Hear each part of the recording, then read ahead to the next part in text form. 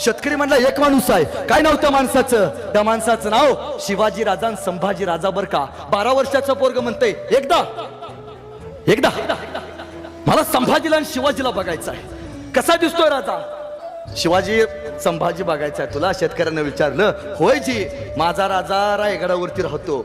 रायगडावरती 12 वर्षाचं पोरग शिवरायांना आणि संभाजीराजांना बघायला या डोंगरात त्या डोंगरात पळत गेलं. अरे पायात काटे टोचायचे, दगड टोचायचं, पाय रक्तबंबाळ व्हायचा, पण पोरग थांबायला तयार नव्हतं. ते पोरग गेलं रायगडाच्या पायथ्याशी गेलं. ताईनो त्याला भेटले महाराजांचे सेनापती, महाराजांचे पी.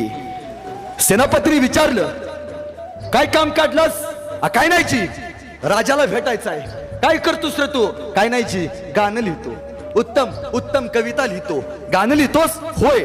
कविता लिहितोस? होय. अरे मग आमच्या शिवाजी राजावरती एखादं सुंदर गाणं लिहिलं असतील केल्या का?